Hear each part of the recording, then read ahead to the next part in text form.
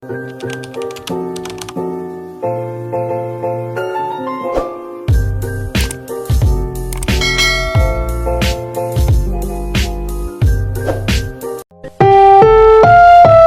susunod na programa ay rated PG. Patnubay at gabay ng magulang ay kailangan sa mga batang manonood.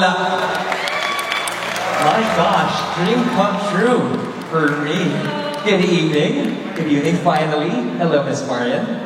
Alright, before anything else, would love to say hi to all of the people watching us right now. Miss Marian?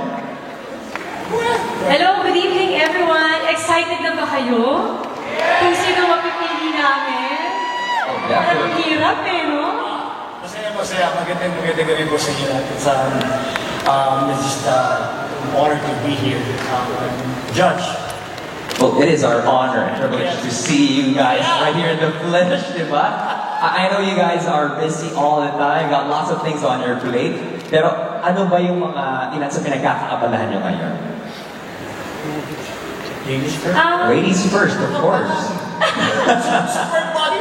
The super bot. Siyempre, una-muna yung pamilya ko dyan. Siyempre, sila yung top priority ko talaga. And then after, ayan, meron akong sinimalaya na ipapalabas this coming August. Can't wait for that one, definitely. At least right now, you got that toy truck out of your hair. I saw that footage coming from Sixto, di ba? Okay, that was a cute moment. And you, sir, I know you have Bobby.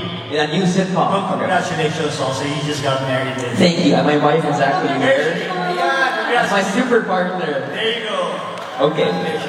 Thank you. We just started doing our sitcom in the family. I'm finally working with my wife and my 2 kids. And then aside from that, I'm going to start filming this August, September for the Metro Manila Film Festival. And pagkatapos nila, nung 2019 kami, tapos sila naman, and then ako naman ngayon. Uy, ang dami nga abangan talaga, no? Masaya lang. And then it's also time with the family always, of course. And syempre, nagpapapayat para makasali sa Superbot. Uy! May pag-asa ka pala eh. Diba? Sabi nila, may nakita ko 53 years old. Kaya, Goma! Grabe Kaya. ang ngiti ni Sir Goma, oh. Kaya natin yan. Can we expect you guys next year to join the Superbot? Next year, ang tagal. Kailan ba pwede magsimula? Next month, ulitin namin to. You've heard him from my favorite doctor himself, Doc Aga. Thank you. Okay, pero syempre, we go back to family and priority talaga ang family, no? But now you are part of this growing family with Century Tuna. Right now, you've been selected as the judge. Can you take us to that moment? Ano ba yung naging proseso at pakiramdam nung nag-contact kayo or kinontact kayo ng Century Tuna to be the judge for the evening? Well, siguro, ang unang pumasok sa isip ko, alam kong mahihirapan ako. Kasi kanina pa lang, tinignan ko isa-isa, sabi ko, Mama, Kuya Aga, paano tayo mamimili? Pero ibang lahat sila panalo na. Kasi ang basta parang pinaghandaan, nakaka-inspire. Tapos behind that, may mga kwento sila eh. So yun yung mga gusto ko din malaman kung bakit nila ginawa at bakit sila sumali. Actually, yun yung maganda. Presence and essence. The fitness and the fundamentals. Diba? How about you, sir? Well, it's the same thing sa akin. Parang, everyone worked hard and I know what it takes really to para maging ganyan ka. And katulad sa akin, I'm coming from umabot ako ng 250 pounds and I'm trying to cut back. So it's mahaba proseso. It's tough, it's hard, but it's doable. So I know how it feels. So congratulations to all the Superbots here. Well, definitely. What we're after here is your best you ever. Fight. Tsaka happy lang. Happy lang talaga. Happy lang always. Best versions of yourself. And of course, I want to thank Century also for having us. So, maraming salamat. Thank you. I know the family is here. Maraming salamat for mounting this gargantuan event. Okay, we mentioned the criteria for judging. Presence and essence, di ba? Pero para sa inyo, ano ba personally yung factor para maging isang Superbot?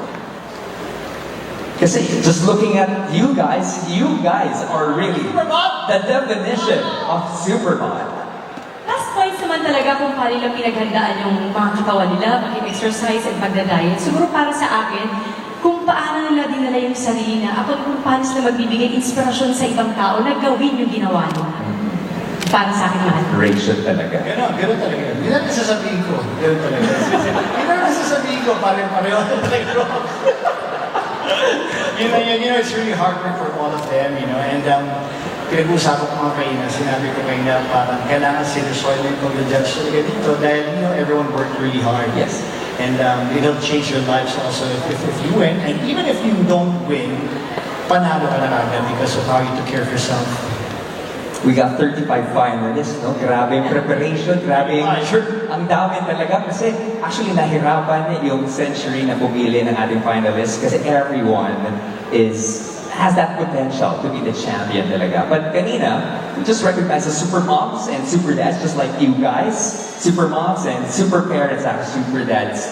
Ano ba yung mensahe niyo or piece of advice sa mga kapwa niyo, mommies and daddies, para mabalance yung role niyo as parents, syempre, first and foremost, while staying healthy and active? Mahalaga kasi yun eh. Pero syempre, bago ang lahat, alam natin priority yung family. Pero paano mo gagawin i-extend for your family yan? Dapat sa sarili mo buo ka para mabigay mo 100% para sa family mo. So mahalaga yung pagbabalance mo sa sarili mo, sa pamilya mo, sa mga ginagawa mo. Kasi pag buo ka, lahat ng 100% love, maibibigay mo yun. Oh my gosh, that was a beautiful answer. Thank you so much, candidate number 1. with some swag. And she danced while answering that question. Okay, how about you, Daddy Aga? Sa akin din, it's really balance of course, like what Marian said, family, well, aside from that, also you gotta take care of yourself. Because kung wala ka naman, paano maalagaan ang pamilya mo, kung asawa mo, mga anak mo, if you don't take care of yourself. And I can speak from experience also, during the pandemic when I gained so much weight, it was really hard, it was really tough. And, for many years now, we're trying to lose weight, to stay healthy, to keep up with my kids and my wife. And it's been a tough journey, but ang gusto ko lang sabihin sa lahat is never stop, parang sige lang, just fight, just keep on fighting, never surrender, because there's light at the end of the tunnel always. You gotta look forward and move forward, and we're getting there. Goma, diba? Ayun na. Ganito yung mga edad natin, diba? 50s. Get there, done that. But always step forward, move forward. Move forward, because you do this for yourself, and then everyone around you becomes okay. Oh, thank you so much. And thank you for that quick conversation. Please put your hands together for Miss Marian and Sir Aga Mulak. Maraming salamat.